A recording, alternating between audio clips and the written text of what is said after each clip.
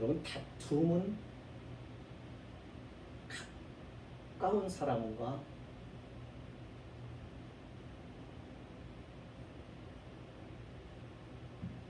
부딪히면서 다툼을 갖게 됩니다. 상처를 받는 것도 멀리 있는 사람이나 나 모르는 사람하고 상처를 받는 게 아니라 가장 나와 가까운 사람으로부터 상처를 받아요. 자녀를 키우다 보면 부모는 자녀로부터 상처를 받고 자녀 또한 부모를 통해서 상처를 받는 경우가 많아요. 그래서 어떻게 보면 도대체 행복하라고 하나님이 가정을 주신 건가 싶을 정도로 가정이 요즘에 얼마나 복잡하고 힘들고 어려운지. 그러면 왜 그런 가정이 좀 행복할 수는 없을까? 이런 생각을 하게 되잖아요. 우리는 자꾸 어떤 과정은 생략하고 좋은 결과만 자꾸 그 열매만 이렇게 찾는 경향이 있어요. 근데 이게 그러다 보면은 이 과정이 생략된 것의 좋은 열매, 그 결과만 거두려고 하면은 여러분, 사람이 가벼워지고 사람이 그 생각이나 그 인생 자체가 이렇게 깊이가 없어져요. 신앙생활도 똑같아요. 신앙생활도 평탄하기를 위해서 우리 기도 참 많이 해요. 하나님 환난 없게 해주세요. 하나님 건강하게 해주세요. 예, 기도해 좋아요. 그런데 하나님이 그 기도를 다 들으셔서 평탄하고 온전하고 그리고 건강하게 그렇게만 하시느냐? 여러분들 그렇게 하신다고 믿으세요? 여러분들 살아온 경험을 통해서 보실 때 정말 하나님이 그러시던가요? 아니죠? 그러면 하나님이 내 기도를 안 들으시는 걸까요? 아니면 하나님이 안 계신 걸까요? 안 계시겠다고는 못 하시겠죠. 왜냐하면 여러분들이 하나님을 알기 때문에, 그분을 믿기 때문에, 그분이 계시다는 것을 확신하기 때문에 하나님이 안 계신다는 겁니다. 그러면 문제는 어디가 있냐? 하나님께 있는 게 아니라 내게 있는 거죠. 누구나 행복하고 편안하고 즐거운 가정만 이게 생각할 수가 있습니다. 그런데 자녀를 키우다 보면요, 싸우게 되었어요. 엄마는 애들을 키우면서 많이 싸워, 애들아. 잘못돼서 안 해. 생각의 차이 때문에. 엄마는 인생을 살아오면서 많은 일들을 겪었어요. 그래서 어른이 된 거예요. 그냥 어른이 된 게 아니에요. 그러면서 그 과정 속에서 인생에 중요한 게 뭔지, 가치 있는 게 뭔지, 어떻게 살아야 될지, 무엇을 준비해야 될지 이런 것들을 알고 아이들에게 말을 해요. 잔소리를 하는 거죠. 근데 아이들은 그것을 그런 생각 없이 그냥 엄마는 자꾸 이 얘기하고 이렇게 하라 저렇게 하라 귀찮다고만 생각을 하는 거예요. 그러다 보니까 생각의 차이가 결국 어떻게 다툼이 일어나요. 자, 그러면 이 가정은 건강하지 않은 가정일까요? 여러분 그렇게 생각하세요? 처음에 부부가 만나면 전혀 다른 사람입니다. 남자나 여자나 생각이나 모든 것들이 달라요. 남자 여자가 차이가 많아요. 그죠? 네. 어디 보니까는 그러더라고요. 샴푸 하나를 고르는데 남자들은 샴푸라고 쓰면은 그냥 가져간다. 근데 여자들은 안 그래. 그게 어떤 거지? 성분은 뭐가 들어있는지 복잡하더라고. 어떤 영양분이 들어있는지, 어떤 효과가 있는지. 그래가지고 굉장히 복잡해. 자, 그렇게 전혀 다른 남녀가 만나는 거야. 성장 배경도 다르고, 다 달라요. 모든 게 달라. 그러면 안 싸우고 지낼 수 있나요? 의견 차이가 없고, 생각의 차이가 없을 수 있어요. 있죠. 그래서 다퉈요. 자, 그러면 불행한 가정이에요? 불행한 부부예요? 잘못된 거예요? 아니에요. 우리가 기억할 것은 그거예요. 하나님은 그렇게 하라고 부부로, 가정으로 묶어주신 거예요. 왜요? 거기서 나하고 다름을 통해서 배우는 거. 타협하는 것도 배우고, 협력하는 것도 배우고, 양보하는 것도 배우고, 상대방을 이해하는 것도 배우고. 이게 그냥 되는 게 아니라 훈련이 되어지면서 결국 갈수록 시간이 갈수록 어떻게 되는 거예요? 생각을 같이 하고 마음을 같이 하고 그러면서 하나를 이루어가는 거예요. 우리의 신앙생활은 어때요? 하나님께서 우리를 바라보고 계시고 우리를 향한 기대와 또 우리가 믿음 생활을 하는 모습과 이게 하나님과 우리가 궁합이 딱 맞습니까? 안 맞죠? 예. 믿음 생활이 쉽고요, 어려워요? 여러분 쉽다고 생각하는 사람들은 신앙을 잘 모르는 거예요. 신앙생활은 쉽지 않아요. 어려워요. 그래서 이거는 사람의 지혜나 지식이나 내 능력으로는 할 수 없는 게 신앙생활이에요. 근데 사람들이 자기가 할 수 있다라고 생각을 하는가 봐요. 참 편하게 그렇게 생각하고 믿음 생활해요. 그러니까 어떻게 해요? 자기 마음대로 하는 거예요. 자기가 원하는 대로 하는 거예요. 신앙생활은 자기가 주관이 아니에요. 하나님이 주관 되시는 거예요. 하나님이 주체자이세요. 왜 우리의 믿음이 10년, 20년에도 변함이 없느냐면 왜 그저 그 모양이고 자라지 않느냐면 자꾸 내 중심으로 믿음의 생활을 하니까는 변하지 않는 거예요. 어떤 학생이 선생님의 지도를 받아서 그 선생님이 가르치고 훈련하는 대로 따라가면 선생님 수준에 이르고 그 선생님이 수준을 뛰어넘는 자리까지 그 학생의 실력이 올라갑니다. 그런데 그 선생님이 가르치고 훈련하는 대로 가지 않고 자기 고집으로 가면 그 학생은 절대로 실력이 늘지 않아요. 같은 원리예요. 오늘 본문에도 하나님의 말씀이 이게 이제 호세아 마지막 결론 부분이에요. 그 앞부분은 다 무슨 얘기냐면 한마디로 말하면 이거예요. 이스라엘 백성들이 도무지 말을 안 듣는 거예요. 하나님의 말씀을 도무지 듣지를 않는 거예요. 근데 이거는 이스라엘 백성의 이야기가 아니에요. 역사적 사실을 기록한 것이지만 그러나 이들의 모습 속에 우리의 본성이 우리의 믿음의 행태가 그대로 투영되어서 우리로 하여금 보라 이거예요. 이게 네 모습이고 이게 너의 신앙생활이고 이게 너의 믿음이다. 그거예요. 그래서 기록하게 하셔서 오늘 우리 세대에도 읽게 하심으로 이 말씀을 통해서 우리 자신을 보고 이 말씀을 통해서 하나님께서 어떠한 마음을 품고 나를 향하고 계시는지를 알라 이거예요. 근데 그것이 뭐예요? 너하고 나가 안 맞는 거예요. 안 맞아. 안 맞죠? 원래는 맞았어요. 하나님과 내가 하나가 됐어요. 그렇게 하나님께서 맞춰놨는데 하나님께서 인간을 향해서 그래서 자유도 주시고 하나님과 같은 성품도 주셨어요. 사랑의 성품, 거룩한 성품, 그러니까 거룩을 추구하는 성품. 그런 하나님의 성품을 닮은 것도 하나님이 주셔서 우리를 창조하셨는데 그래서 하나님과 같았는데 그런데 죄가 들어오면서 우리는 하나님을 거스르기 시작합니다.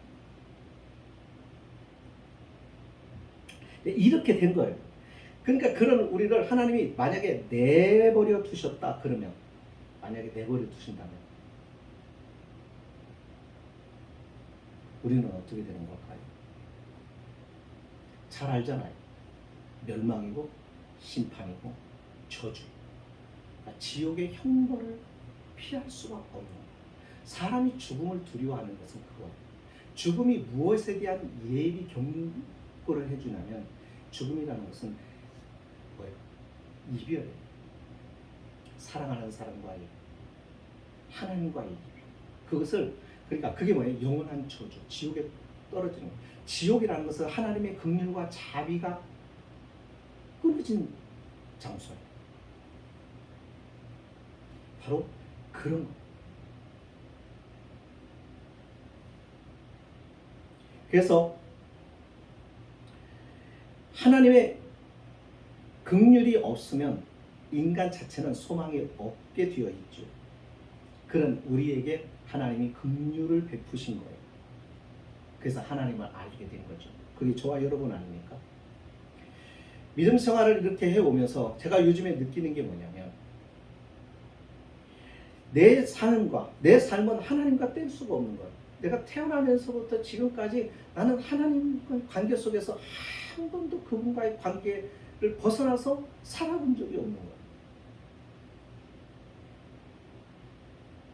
그러면서 내린 결론이 뭐냐면 내 삶도, 인간의 모든 삶이라고 하는 것이 딱 두 단어로 설명한다면 은혜와 사랑입니다.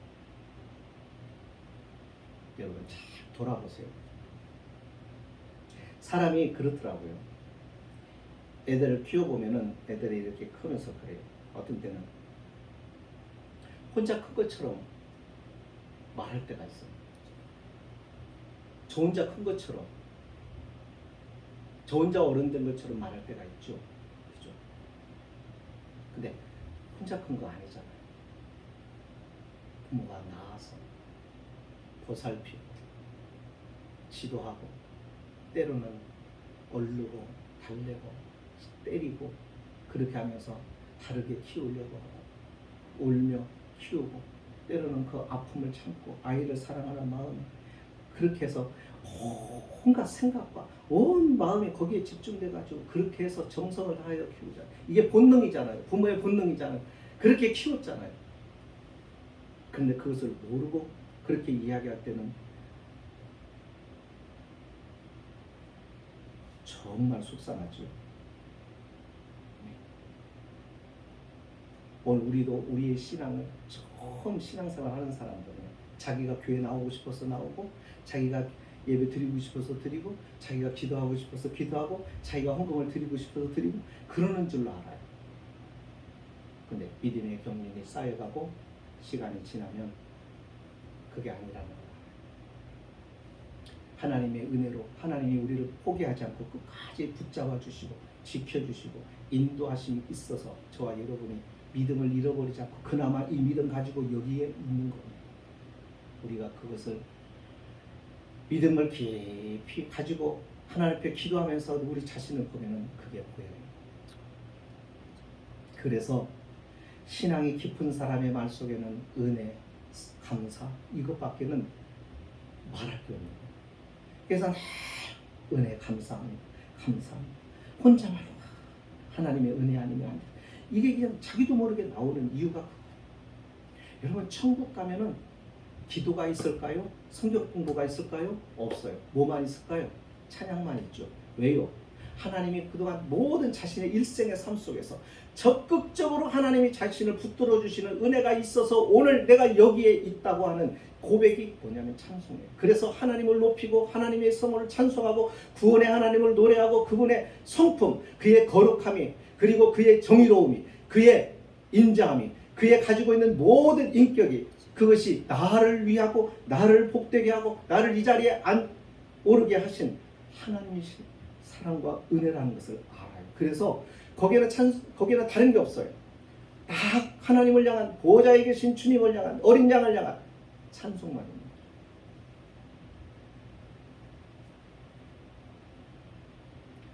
신앙생활이 뭐냐면 내가 내 인생을 주도하는 게 아닙니다. 하나님이 주도해 가시는 것. 거기에 내가 순종하고 따라가는 것. 잘 여러분들이 그걸 아셔요. 내가 무슨 직업을 갖는 걸 그 얘기가 아니에요. 내가 직업을 선택하든지 내가 무엇을 목표를 두고 살든지 어떤 목표를 두고 공부하든지 여러분들 이거는 우리에게 맡겨진 일들이에요. 그걸 얘기하는 게 아니에요. 그걸 모든 걸 통해서 하나님이 이루시고자 하시는 그러니까 우리에게 허락하시고 우리로 하여금 하게 하신 자유로움이 있어요. 그 자유로움 가운데 하나님은 우리에게 성품, 우리의 인생의 방향이 무엇을 목적으로 어디를 향한 이 모든 것들이 거기를 향할 수 있도록 그걸 설정하시고 그것으로 인도해 가시는 거예요. 그걸 붙잡아 주시는 거예요. 우리가 하는 실패 또한 하나님께서 사용하시는 거예요. 다시 말하면 저와 여러분이 살아가면서 겪게 되는 그 모든 일이 하나님의 주도하 속에 하나님의 시야에서 벗어나서 이루어지는 것이 하나도 없어요. 그 모든 것들을 하나님께서는 우리에게 유익하도록 간섭하시고 섭리하셔서 우리를 만들어 가시는 거예요. 어떻게 해요? 온전한 자예요.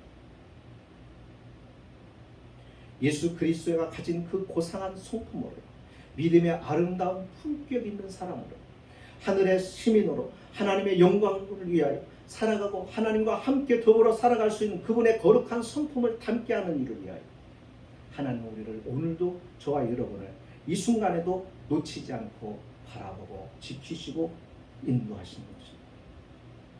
그러니까 여러분 살다가 우리가 실수하고 실패할 때도 있어요. 근데 그것이 우리가 인생을 포기할 만큼 그런 것들이 아니에요. 과정이에요.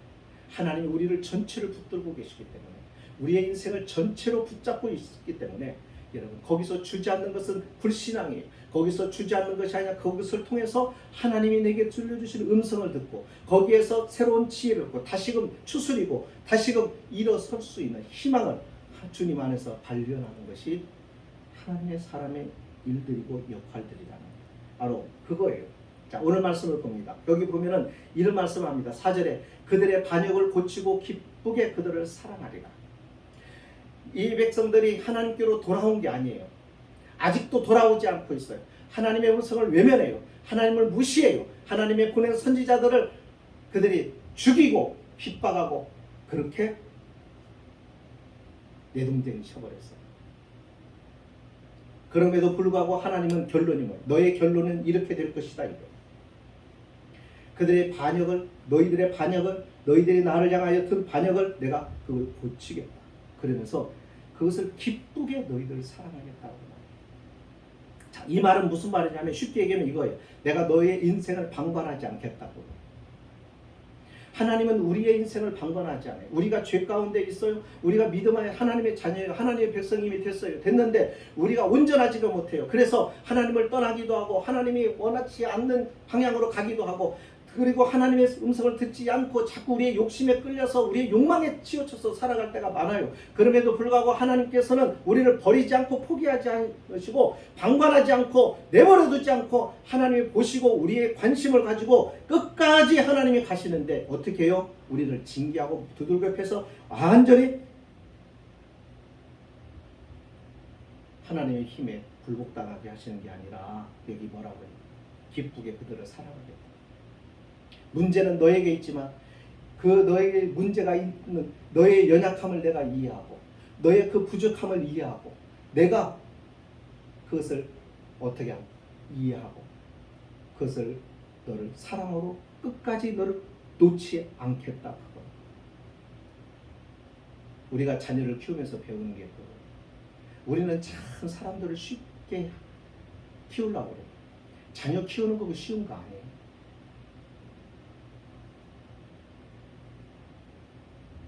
쉽지 않아요. 어려워요. 사람 키우는 것처럼 어려운 거 없어요. 참 힘든 거예요.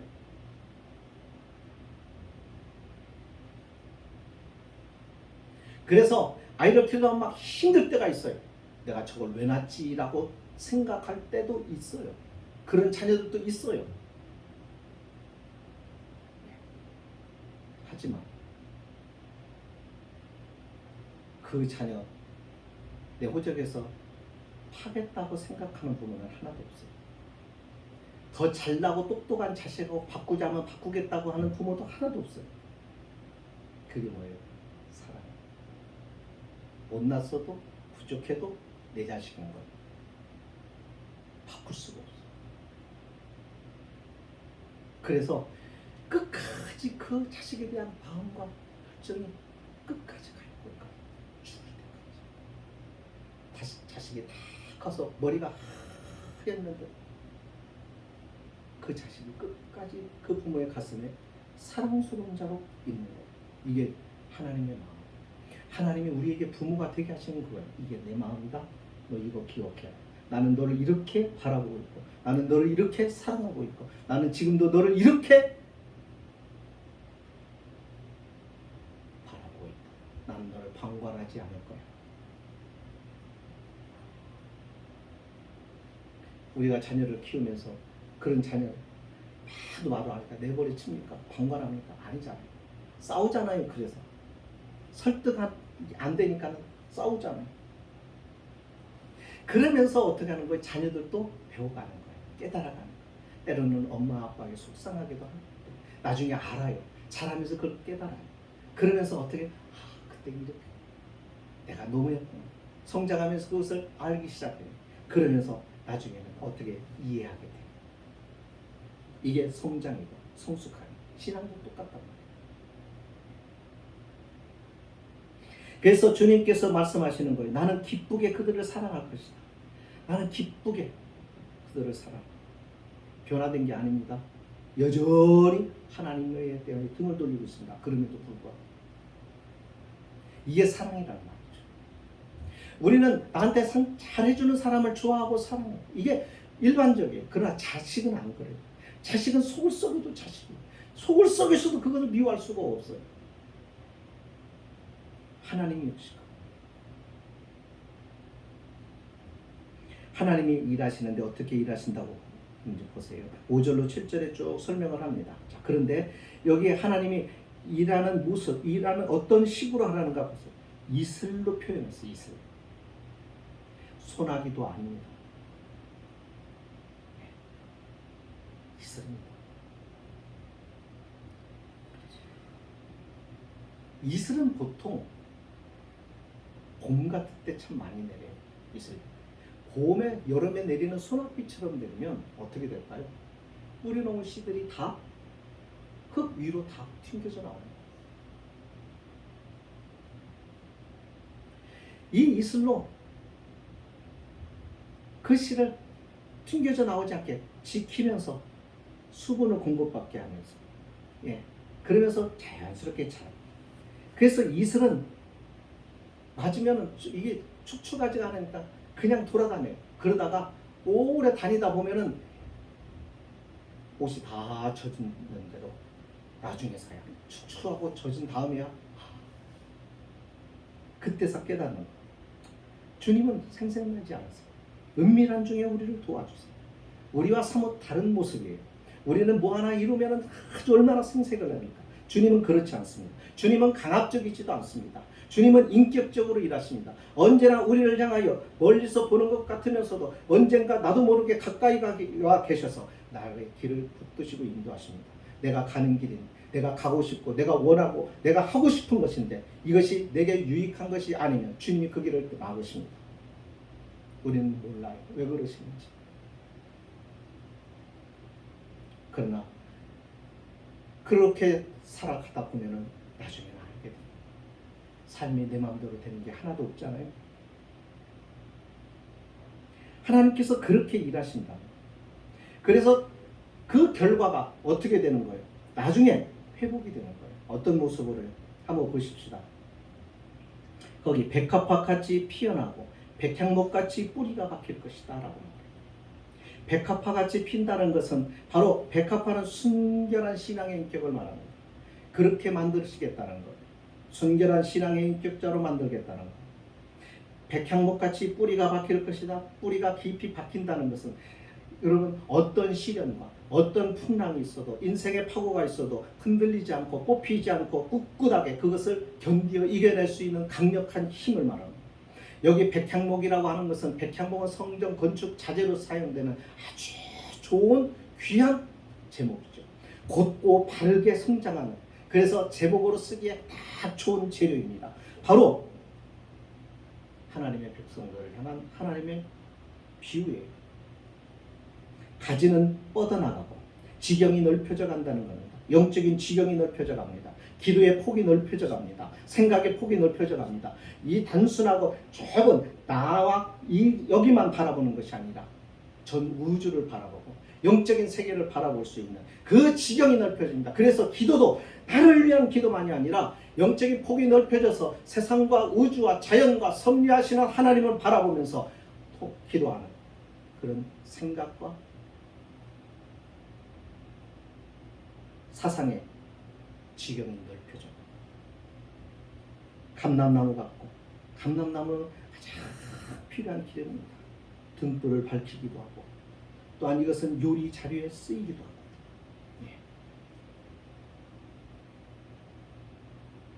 향기는 백향목 같은 것입니다.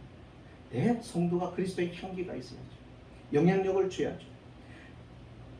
이렇게 그 그늘 아래 거주하는 자, 하나님의 은혜 안에, 하나님의 품으시는 그 안에 많은 사람들이 그 그 이스라엘 백성들이 나갔던 자들이 다시 돌아온다라고 말해요.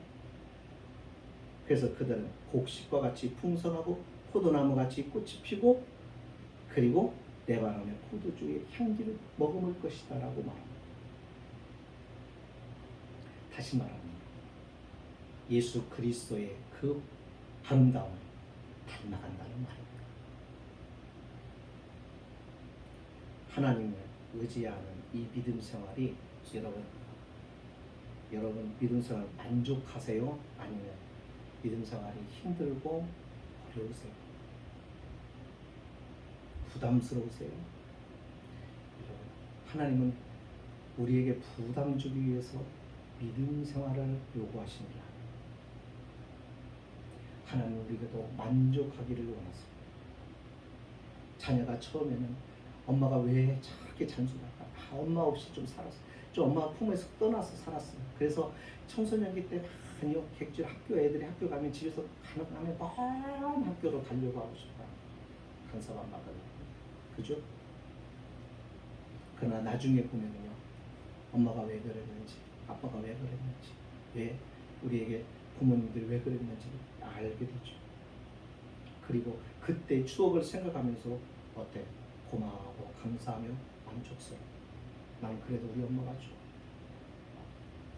미인은 아니어도 좋아. 우리 아버지 재산이 많지 않아도 나는 우리 아버지가 좋아. 만족을 합니다. 마찬가지입니다. 여기 본문에 보면 이런 말씀이 나옵니다. 8절에 내가 다시 우상과 무슨 상관이 있으리요? 라는 말을 합니다. 누가 하는 얘기예요? 이스라엘 백성들. 전에는 하나님이 싫다고 떠났어요. 하나님을 등지고 살았어요. 근데 하나님께서 힘들지만 인내하며 그들을 사랑하셔서 끝까지 포기하지 않으시고 방관하지 않으시고 그들의 인생 속에 찾아가시고 그리고 그들의 삶 속에 간섭하시면서 주장하시면서 결국 그들을 돌이키시고 그들에게 하나님의 은혜로 바꾸어 놓으십니다. 그러고 나니까 그들이 이제는 보이기 시작하는 거예요. 그러면서 만족을 얻게 됩니다. 감사하게 됩니다. 그래서 하는 고백이 내가 다시 우상과 무슨 상관? 이제는 전에 그때 우상과 나는 아무 상관없다. 나는 이제는 하나님과의 관계가 있다. 하나님이 나의 주가 되신 나는 하나님으로 만족된 삶을 살아가고 있다. 라고 고백하게 된다는 거죠. 그래서 신앙생활은 이게 있어야 되는 거예요. 신앙생활이 끌려가는 것처럼 믿으시지 마시고 하나님이 주시는 은혜의 만족함을 맛보면서 살아가셨으면 좋겠어요. 하나님이 몰아치지 않으세요. 중요한 것은 내가 자꾸 등지고 도망가니까 하나님이 쫓아오는 거예요.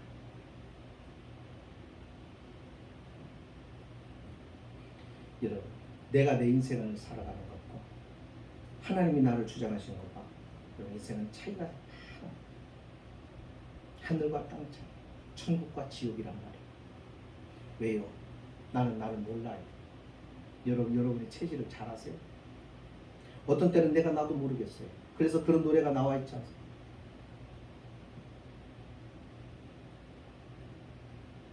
나도 모른다. 하지만 하나님은 우리의 체질과 본성을 잘 아세요.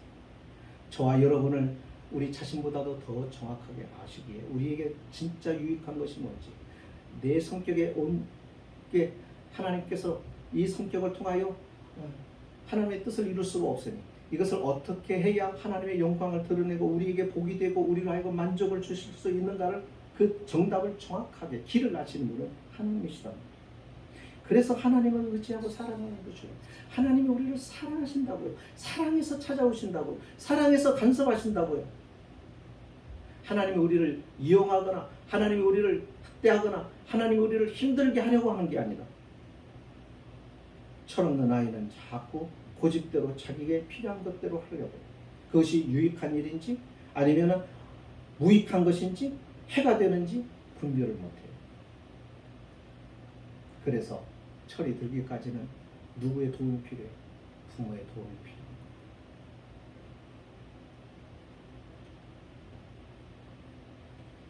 우리는 믿음 생활하면서 하나님과 많이 옥신각신할 때가 많아요.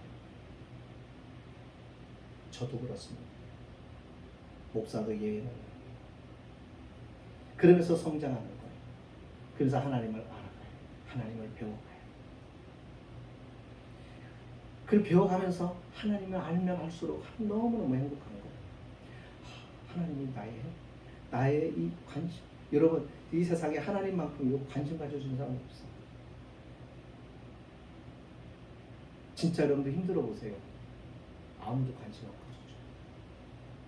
뭔가 내가 저 사람을 통해서 이용해 먹거나 유익을 얻거나 뭔가 도움을 받거나 그럴 수 있다고 판단하면 사람들이 오지 마. 내게 뭔가 빼먹을 것이 없으면 안 와요. 관계를 안 가져요. 근데 여러분 끝까지 우리 곁에서 나의 도움이 되시고 나의 위로가 되시고 나와 함께 끝까지 동행해 주시는 거예요. 딱 주님밖에 없어요. 환난을 겪어보세요. 그래서 그것을 깨닫고 나면은 내가 다시는 세상과 우상과 물질과 나는 상관이 없다. 이렇게 돼버려요. 주님으로 만족. 말씀을 했습니다. 여기 마지막 9절에 한번 보십시다. 이런 말씀이 있습니다. 누가 지혜가 있어 이런 일을 깨달으며 누가 총명이 있어 이런 일을 알겠느냐. 누가 그랬죠? 아무도라는 말. 아무도 이런 지혜로 이것을 깨닫는 자가 없고 아무도 이것을 알 수 있을 만큼 총력을 가진 자도 없다. 그러니까 우리는 몰라요. 인생은 몰라요. 누구만 알아요? 여호와의 도를, 여호와의 말씀, 하나님의 말씀 가까이 하는 자, 그의 음성에 귀를 기울이는 자 알아요. 그래서 의인은 그 길로 다닙니다. 하지만 죄인은 그 길에 걸려 넘어져. 같은 길인데도 누구는 그 길에 기쁨을 누리죠. 어떤 사람은 그 같은 길인데도 그 길에 걸려 넘어지는 사람이 있다는 거예요. 여러분, 그 길로 다니면서 즐거워하는 사람입니까? 아니면 걸려 하나다 넘어지는 자로 살아가십니까? 신앙생활을 여러분 어떤 종교적인 의식이라고 생각하지 마세요. 하나님을 부담스러워하지 마시고 하나님을 가장 나를 이해하고 가장 나를 사랑하시는 분으로 여러분들 기억하고 하나님과 좀 가까워지려고 한번 해보세요. 여러분 자유가 생겨요. 매이지 않아요. 고난도 환난도 핍박도 여러분 가난도 심지어는 죽음도 나의 마음에 진정한 자유를 가져가지는 못해. 이게 신앙생활이죠. 재물이 없으면 못 살 것 같고 병들면 소망이 끊어져 갖고는 원망스럽고 이거는 아니잖아요. 그죠? 어떠한 환경에 있어도 어떠한 처지에 있어 바울이 그랬잖아요. 나는 부한 처할 줄도 알고 가난한 데 처할 줄도 알고 나는 어떠한 형편에서도 자족하기를 배웠다. 어떻게? 그래서 나는 자유다. 만족한다. 이런 사람이 무서운 사람이에요. 이게 바로 하늘에 속한 자의 모습. 그게 저와 여러분이 될 수 있기를 주의 이름으로 축복합니다. 믿음 생활을 그렇게 하셨으면 좋겠어요. 기도하십니다. 하나님 감사합니다.